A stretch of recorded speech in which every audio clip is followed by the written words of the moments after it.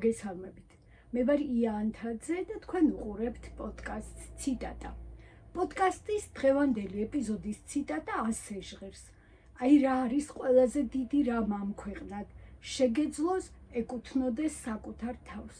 ციტატის ავტორია მე-16 საუკუნის ფრანგი ფილოსოფოსი მიშელ დე მონტენი.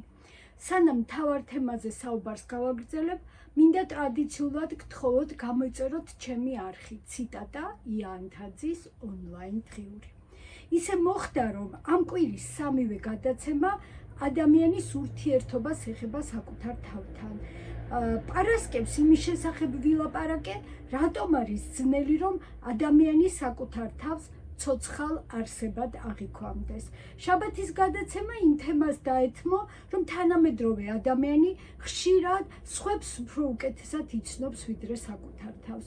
დღეს კი მინდა ერთად გავიაზროთ, რა ემართება ადამიანს, როცა ის მთლიანად საქმეს ეკუთვნის და საკუთარ თავს კარგავს.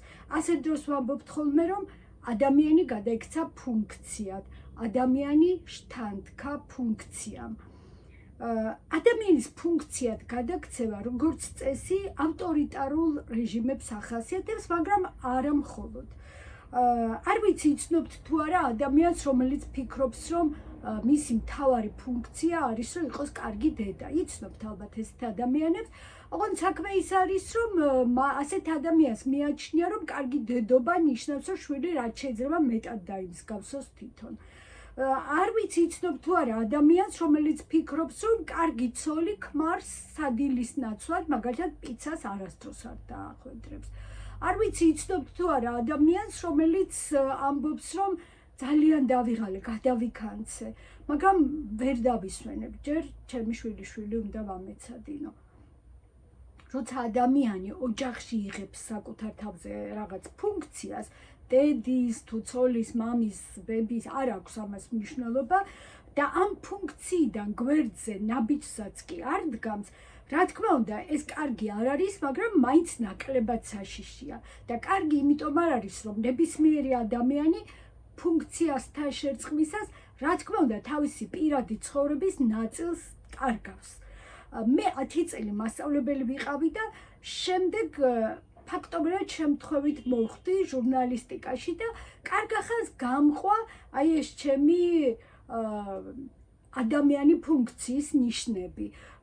ჟურნალისტიკისთვის იყო სრულიად გაუგებარი და მიუღებელი ის პედაგოგიური ტონი, რაღაცნაირად, რაც სულ მიყვებოდა ჩემს საგაზეთო სტატიებს და გამიგია კიდე ძურქს უკან, როგორ მამუნათებდნენ, რომ ამ ადამიანს რა დაემართავა მასწავლის როლი და რით ვერ გამოვიდაო. მაშინ ვერ ხვდებოდი რას მერჩოდნენ, მაგრამ მხოლოდ მე ვიცი, რამდენი შრომა დამჭირდა იმისთვის, რომ ჩემი ჟურნალისტობიდან ჩემი მასწავლებლობა რაღაცნაირად გამეძევებინა და დამევიწყებინა, რომ მასწავლებელი ვარ. ეს მანკიერება, რომ ფუნქცია შთანთქავს ადამიანს, მოყვება საბჭოთა პერიოდიდან და დღემდე ჩვენთან ერთად არის, ვერ მოვიშორეთ. ალბათ წაწყდომი ხართ გაოცებული ქართველის მიერ სოციალურ ქსელში, Facebook-ში ან სადმე სხვაგან დადებულ ფოტოს ან ვიდეოს, როცა რომელიმე ევროპული ქვეყნის ლიდერი, პრეზიდენტი ან პრემიერ-მინისტრი მაგალითად სამსახურში მიდის ველოსიპედით, ან მაგალითად ბაქანზე სხვებთან ერთად ელოდება მატარებელს და თან ღვეზელს მიირთმევს. ან მაგალითად მოდის ადამიანი პარკით ხელში და სუპერმარკეტიდან სახლში მიაქვს რძის პროდუქტები. ბევრს ესეც წავაწყდებით, მაგრამ ეს ჩვენთვის ძალიან უცნაურია, იმიტომ რომ არ ვართ მიჩვეული მაღალი თანამდებობის პირების დანახვას მათი ადამიანური სახით. იმიტომ რომ ეს ავტორიტარულ ქვეყნებში არასდროს არ ხდება. არც კი ვიცი საქართველოში როდისმე იყო თუ არა პერიოდი, რომ ადამიანი რჩებოდა ადამიანად და თანამდებობა რჩებოდა თანამდებობად. საბჭოთა კავშირი იმიტომ ვახსენე, რომ იმ ქვეყანაში მართლაც ადამიანს თავიდან ბოლომდე შთანთქავდა თავისი ფუნქცია, სოციალური როლი. ვიცით, რომ ქართველებს ურთიერთობის კულტურა გვაქვს ძალიან მაღალი, მაგრამ ამის მიუხედავადაც კი ადამიანებს შორის ურთიერთობას ყოველთვის განსაზღვრავდა მათი სოციალური სტატუსი. მაგალითად მწერალს აუცილებლად მწერლურად უნდა ელაპარაკა, გაზეთ კომუნისტის შტატიან თანამშრომელს აუცილებლად ნომენკლატურასთან უნდა ემეგობრა, ცეკას მდივანი მაგალითად ცეკას მდივნური ჰალსტუხით უნდა გასულიყო ხალხთან და ასე შემდეგ. არც ერთი ადამიანი, რომელიც რაიმე სერიოზულ საზოგადოებრივ ფუნქციას ასრულებდა, თავის ადამიანურ ბუნებას არ და ვერ აჩვენებდა. 1980 წელს გამოვიდა რეზო ჩხეიძის ფილმი რაიკომის მდივანი, რომელიც როგორც შემდეგ აღმოჩნდა, მოსკოვთან დიდი ჭიდილის შედეგად გახდა ხელმისაწვდომი მაყურებლისთვის. ამ ფილმში მთავარ როლს ასრულებდა თემურ ჩხეიძე, ძალიან ცნობილი რეჟისორი და ინტერვიუში მითხრა, იმიტომ დავთანხმდი ამ როლის თამაშსო, რომ აქ ნაჩვენები იყო, რომ ნებისმიერი სოციალური ფორმაცია ადამიანში არ აუქმებს სინდისს. წარმოიდგინეთ, ესე იგი 1980 წელს გადაღებულ ფილმში 10 წელიწადში დაინგრა საბჭოთა კავშირი, იყო დიდი ამბავი, ამ ბანალური ჭეშმარიტების ჩვენება, რომ რომელიმე სოციალური ფორმაცია თურმე ადამიანში სინდისს არ აუქმებს. მაშინ ამაზე არ მიფიქრია, მაგრამ ახლა უკვე ვიცი, რატომ იყო სისტემა ასე მოწყობილი, რომ სინდის და სხვა პიროვნულ ფაქტორებს მართლაც სინამდვილეში აქრობდა ფუნქციიდან. და რომ ვიცი, ამიტომ მით უმეტეს დიდ პრობლემად მიმაჩნია, რომ ამას ისევ ვხედავ ჩემს ქვეყანაში. დღევანდელი ციტატა ამბობს, რომ არ არის ადვილი ადამიანი ეკუთვნოდეს საკუთარ თავს და კიდევ უფრო მეტსაც ამბობს, რომ ყველაზე დიდი რამ არის ამ ქვეყნად შეგეძლოს რომ ეკუთვნოდეს შენს თავს. რატომ? რა ეღობება ადამიანს ამ გზაზე? პირადად მე დარწმუნებული ვარ, რომ საკუთარ თავს ადამიანს ვერავინ ვერ წაართმევს, თუ ის არ დათმო ნებაყოფლობით, ან უმეცრებით, ან სიხარბით, ან სისუსტით, ან იოლად ცხოვრების სურვილით. მე თვითონ გამივლია ეს გზა, არ ვიცი, ბევრს გაუვლია ალბათ და ამიტომ ვიცი, რომ თუ გინდა ეკუთვნოდე საკუთარ თავს, მუდმივად უნდა იყო ფხიზლად. იმიტომ რომ ეს არ არის მოცემულობა, რომ აი მე ვეკუთვნი ჩემ თავს და გარანტირებულია, რომ ჩემი თავის მეტი პატრონი არ მეყოლება. ცხოვრება არის რთული, ცხოვრება არის ცდუნებით სავსე და მართლაც ადამიანებს ზოგჯერ ურჩევიათ, რომ სხვას ეკუთვნოდეს, სხვა იყოს მათი პატრონი, სხვა იყოს მათზე პასუხისმგებელი. რატომ შექმნეს კომუნისტებმა სისტემა, სადაც ადამიანს მთლიანად თანთქავდა და ანაცვლებდა ფუნქცია, თუ კი ეს ადამიანი სოციალურ კიბეზე რამეს წარმოადგენდა. იმიტომ რომ ასეთ დროს ადამიანი კარგავს საკუთარ თავს, კარგავს ინდივიდუალობას, კარგავს პასუხისმგებლობას, კარგავს აზროვნების შესაძლებლობას. ერთხელ ძალიან ჭკვიანმა მეგობარმა მითხრა, კომუნისტების დროს ის კი არ იყო ყველაზე ცუდი, რომ ადამიანებს არ ჰქონდათ უფლებები, რა თქმა უნდა არ ჰქონდათ. ამაზე უარესი ის იყო, რომ ადამიანებს არც მოვალეობები არ ჰქონდათო. და მართლაც აი დღევანდელ ხელისუფლებას რო შევხედოთ, ადვილად მივხვდებით, რა შეიძლება იყოს მათთვის ყველაზე ტრაგიკული. უფლებები რომ არ აქვთ და ეს ბიძინა ივანიშვილთან დაახლოებული პირების აი ბოლო პერიოდის დაპატიმრებებმა აჩვენა, განსაკუთრებით ბაჩიაშვილს თუ გავიხსენებთ, დიახ, უფლებები რა თქმა უნდა არ გააჩნიათ, მაგრამ მოდი აბა ვიკითხოთ, რა მოვალეობები აქვთ, რა საჯარო მოვალეობა აქვს მაგალითად დღევანდელ პრემიერ-მინისტრს, ან რა საჯარო მოვალეობა აქვს დღევანდელ პარლამენტის თავმჯდომარეს. და თუ ამაზე ღრმად დავფიქრდებით, აი მხოლოდ მაშინ მივხვდებით, რა მდგომარეობაში არიან ისინი და მაშინ ვიგრძნობთ სრულად, რას ნიშნავს ადამიანი ფუნქცია. რას ნიშნავს ადამიანი ფუნქცია და ეს ნიშნავს ის, რომ ეს ფუნქცია ეკუთვნის სისტემას და არა საკუთარ თავს. ადამიანი ფუნქცია არ არის გადაწყვეტილების მიმღები, ის არის გამტარი მხოლოდ გადაწყვეტილების. ადამიანი ფუნქცია არ ლაპარაკობს ადამიანურ ენაზე, იმიტომ რომ ენა მეტყველება მისთვის არ არის ურთიერთობის და აზრის გამოხატვის საშუალება.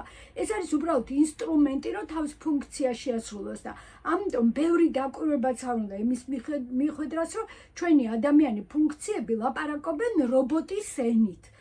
რას ვეძახი რობოტის ენას? რაღაც გაუგებარი ტერმინი, მაგალითად deep state, რაც პრინციპში ბევრმა არ იცის და შეიძლება არავინ არ იცის რა უნდათ, რას გულისხმობენ და გარდა ამისა ეს მოკლე ფორმულები, ვერბალური ფორმულები, რომელსაც მუდმივად იმეორებენ უცხო ქვეყნის აგენტები და ასე შემდეგ. აი ეს არის რობოტის ენა. და როცა ენა კარგავს კომუნიკაციის და აზროვნების ფუნქციას, დიახ, ზუსტად ეს არის შედეგი, რომ აზროვნება საერთოდ აღარ არის საჭირო და ადამიანი ფუნქცია როგორც წესი არ აზროვნებს. ზოგადად თუ სისტემა წარმოქმნის მხოლოდ ფუნქციებს, ამითი სისტემა თავს იუქმებს და ინგრევა. იმიტომ რომ ანგრევს პოლიტიკას როგორც თავისუფალი არჩევანის და როგორც აზროვნების შესაძლებლობას.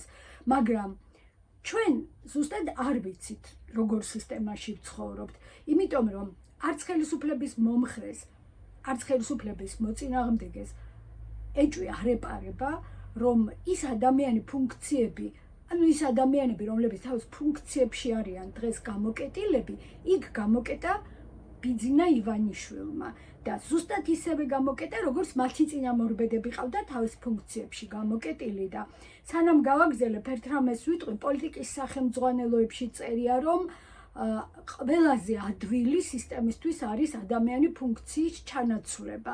იმიტომ რომ აქ პიროვნული ფაქტორი არ არსებობს, საერთოდ სათვალავში არ მიიღება და ამიტომ ერთი ფუნქციის მეორე ფუნქციით ჩანაცვლება ადვილიც არის და თან ეს არავითარ შემთხვევაში გარემოში არაფერს პრინციპულად არ შეცვლის. გინდა ერთი ფუნქცია იყოს, გინდა მეორე ფუნქცია იყოს, გარემო ამითი არ იცვლება. არსებითად არ იცვლება. ახლა დაუბრუნდები სისტემის საფრთხის საკითხს. ჩვენ არ ვიცით ის ადამიანი, რომელიც რეალურად მართავს საქართველოს პოლიტიკას დღეს, ანუ ბიძინა ივანიშვილი, თავად არის მმართველი, თუ თავადაც არის ადამიანი ფუნქცია და ამ ორ შორის არის ძალიან დიდი განსხვავება. ამას დიდი მნიშვნელობა აქვს, იმიტომ რომ ერთი არის ჩრდილოვანი მმართველი და მეორეა ჩრდილოვანი მმართველის ფუნქცია. პირველი თვითონ ფლობს ძალაუფლებას და მეორე არის ძალაუფლების განხორციელების ინსტრუმენტი მხოლოდ. პირველს სჭირდება აღიარება და მეორეს სჭირდება მხოლოდ კონტროლი. პირველს აქვს პასუხისმგებლობა და მეორეს ეს პასუხისმგებლობა არ გააჩნია და არ შეიძლება რომ გააჩნდეს. პირველი არის პიროვნება და მეორე არის გავლენის ცენტრი. პირველი აღარ განასხვავებს საკუთარ თავს და ძალაუფლებას ერთმანეთისგან, ხოლო მეორე ფლობს სხვებს და საკუთარი თავი დაკარგული აქვს. ჩვენ რა მოდელში ვცხოვრობთ, ზუსტად არ ვიცი. ჩრდილოვანი მმართველის მოდელში ვართ თუ ჩრდილოვანი მმართველის ფუნქციის მოდელში ვართ, როგორც თქვი, ამ ორ შორის სერიოზული განსხვავებაა. მაგრამ ის კი ვიცი, რომ ნებისმიერ შემთხვევაში სანამ ჩვენ თვითონ არ დავთანხმდებით ჩვენი თავის ფუნქციად გადაქცევამდე, მანამ გვაქვს საშუალება, მანამ გვაქვს შანსი, რომ ვეკუთვნოდეთ საკუთარ თავს, ხოლო მათ, ვინც თანახმანი იყვნენ, რომ თავისი ადამიანობა ადამიან ფუნქციაზე გაეცვალათ და გამხდარიყვნენ ძლიერნი ამა ქვეყნისანი, ასე ვთქვათ, ხო, ბრჭყალებში ვამბობ ამას. აი მათ ამის შანსი უკვე დაკარგეს. ეს არის სისტემის ბედნიერება, რომ სანამ თანამშრომლობაზე არ დათანხმდები, მანამ ეკუთვნის შენ თავს და მანამ ხარ თავისუფალი. და ამის უაღრესად ნიშანდობლივ მაგალითს ჩვენ გვაძლევენ ჩვენი სინდისის პატიმრები. დღეს ამ ოპტიმისტური ათვლის წერტილიდან დაგემშვიდობებით შემდეგ პარასკევამდე და გადაცემის ბოლოს კიდევ ერთხელ ტრადიციულად გთხოვთ, რომ გამოიწეროთ ჩემი არხი ციტატა იანთაძის ონლაინ დღიური.